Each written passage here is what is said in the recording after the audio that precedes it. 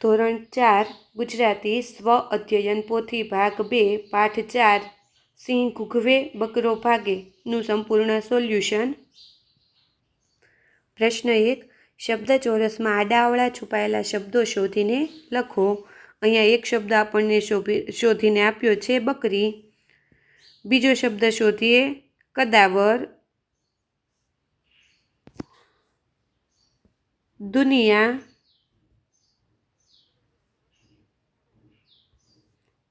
અનાદર, બળ, દૂધ, ગજબ, વિશાળ. પ્રશ્ન 2. નીચે અ વિભાગના શબ્દોને બ વિભાગના શબ્દો સાથે યોગ્ય રીતે જોડી બનાવેલ વાક્યો નીચે લખવાના છે. તો સિંહની સાથે આવશે ગર્જના. અહીંયા નીચે આપણે વાક્ય બનાવ્યા છે. સિંહની ગર્જનાથી જંગલના પ્રાણીઓ ડરી ગયા. હરણા સાથે જોડીશું શિંગડા. વાક્ય છે હરણાને તેના શિંગડા ખૂબ ગમે છે. સાગર સાથે જોડીશું કિનારો. વાક્ય અમે સાગર કિનારે ફરવા ગયા હતા. પર્વત સાથે જોડીશું ટોચ. પર્વતની ટોચ પરથી જોતા બધું જ નાનું દેખાય છે. રાજા સાથે જોડીશું મહેલ. રાજા મોટા મહેલમાં રહેતો હતો. પ્રશ્ન 3. આપેલા શબ્દો કયા વાક્યમાં સાચી રીતે વપરાયા છે તે વાક્ય સામે ખરાની નિશાની કરો. અહીંયા પહેલો શબ્દ છે આજ્ઞા. તો પહેલું વાક્ય છે વડીલોની આજ્ઞાનું પાલન કરવું જોઈએ. તેમાં સાચી રીતે આજ્ઞા શબ્દનો ઉપયોગ થયો છે, માટે ત્યાં ખરું કરીશું. બીજું બાથ ભીડવી. અહીં બીજું વાક્ય છે કાચબો દોડમાં સસલા સાથે બાથ ભીડવા તૈયાર થયો. ત્યાં આ શબ્દનો યોગ્ય ઉપયોગ થયો છે, માટે બીજા ખાનામાં ખરું કરીશું. 3. હતાશ. બીજું વાક્ય છે પોતાને મનગમતી જગ્યા ન મળતા મેહુલ હતાશ થઈ ગયો. ત્યાં આ શબ્દનો યોગ્ય ઉપયોગ થયો છે, માટે એ ખાનામાં ખરું કરીશું. 4. હૂંફ. બીજું વાક્ય ઘરમાં બાળકોને વડીલોની હૂંફ મળતી રહે છે. એ ખાનામાં ખરું કરીશું. 5. ચોખવટ. પહેલું વાક્ય શિક્ષકે વાલી સાથે ચોખવટથી વાત કરી. આ વાક્યની અંદર શબ્દનો યોગ્ય ઉપયોગ થયો છે, માટે ત્યાં ખરું કરીશું. પ્રશ્ન 4. નીચેનો અર્થ ધરાવતી પંક્તિઓ મહાસાગર કાવ્યમાંથી શોધીને લખો. 1. પૃથ્વીના પૂર્ણા ભાગ પર પાણી જ પાણી છે. કાવ્યમાં એના માટે પંક્તિ આવી પૂર્ણી દુનિયા ઉપર એવા પાણી રેલમછેલ. બીજું આકાશના સીમાડેથી મોટા મોટા મોજા ઉછળી ખૂબ ઝડપથી આગળ વધે છે. કાવ્યમાં એના માટે પંક્તિ આવી આભના સીમાડા પરથી મોટા મોટા તરંગ ઉઠી વાયુ વેગે આગળ થાય. ત્રીજું સાગર ગાંડો થાય છે ત્યારે આખું જગત જળબંબાકાર થઈ જાય છે. તેના માટે કાવ્યમાં પંક્તિ આવી ગાંડો થઈને રેલે તો આખી દુનિયા જળબંબોળ. પ્રશ્ન 5. કૌંસમાં આપેલા શબ્દોમાંથી યોગ્ય શબ્દ પસંદ કરી ખાલી જગ્યા પૂરો અને આવા બીજા વાક્યો પણ તમે બનાવી જુઓ. 1. તમારી વાત સાચી છે, ખાલી જગ્યા હું આમાં કોઈ મદદ કરી શકું એમ નથી. જવાબમાં આવશે પરંતુ. 2. વરસાદ સારો થયો છે તેથી પાક સારો થશે. 3. મારે મામાના ઘેર જવું છે પણ મમ્મી ના પાડે છે. 4. પરીક્ષામાં મને નિષ્ફળતા મળી પરંતુ હું હિંમત ન હાર્યો. 5.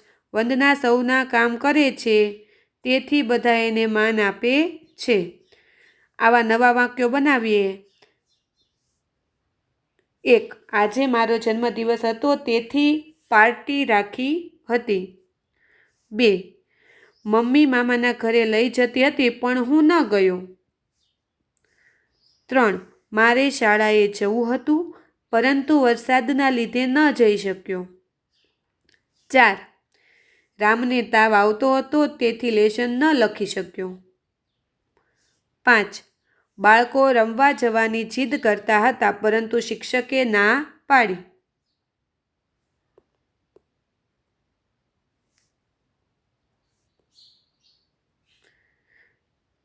પ્રશ્ન 6. તમારા મિત્ર સાથે મળીને તમને ગમતી વ્યક્તિ વિશે 5 થી 7 વાક્યો લખો. બાળકો, અહીંયા તમે તમને ગમતી કોઈ પણ વ્યક્તિ વિશે લખી શકો છો. મેં અહીંયા સરદાર વલ્લભભાઈ પટેલ વિશે લખ્યું છે. સરદાર વલ્લભભાઈ પટેલનો જન્મ 31 ઓક્ટોબર 1875ના રોજ ગુજરાતના નડિયાદ ગામે થયો હતો. તેમના પિતા ઝવેરભાઈ ખેડૂત હતા અને માતા લાડબાઈ ધાર્મિક સ્વભાવના હતા. બાળપણથી જ વલ્લભભાઈ બુદ્ધિશાળી, ધીરજવાન અને નીડર હતા. તેઓ કાયદાનો અભ્યાસ કરીને સફળ વકીલ બન્યા હતા. તેઓને લોખંડી પુરુષ અને ભારતના બિસ્માર્ક તરીકે ઓળખવામાં આવે છે. પ્રશ્ન 7. પ્રશ્નોના જવાબ લખો. 1. સિંહને બકરાના બચ્ચા પર શા માટે દયા આવી? જવાબ. સિંહને બકરીના બચ્ચા પર દયા આવી કારણ કે એને મનમાં થયું કે જેમ મને મારું બચ્ચું વહાલું છે તેમ સૌને પોતાનું બચ્ચું વહાલું હોય. 2. બકરીનું બચ્ચું એકલું બહાર કેમ નીકળ્યું હશે? જવાબ. બકરીનું બચ્ચું કદાચ રમતા રમતા પોતાની માતાથી અલગ પડી ગયું હશે અને આમ તેમ કૂદકા મારતા જંગલમાં આવી ગયું હશે. 3. સિંહણનું બચ્ચું અને બકરીનું બચ્ચું સાથે રહેતા હતા.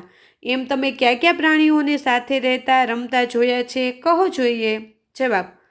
કૂતરો અને બિલાડી, પંખી અને બિલાડી, બકરી અને કૂતરો, નાના બાળક સાથે પાલતુ પ્રાણી, ઘોડો અને કૂતરો, ગાય અને ભેંસ વગેરે પ્રાણીઓ છે જેમને સાથે રહેતા અને રમતા જોયા છે.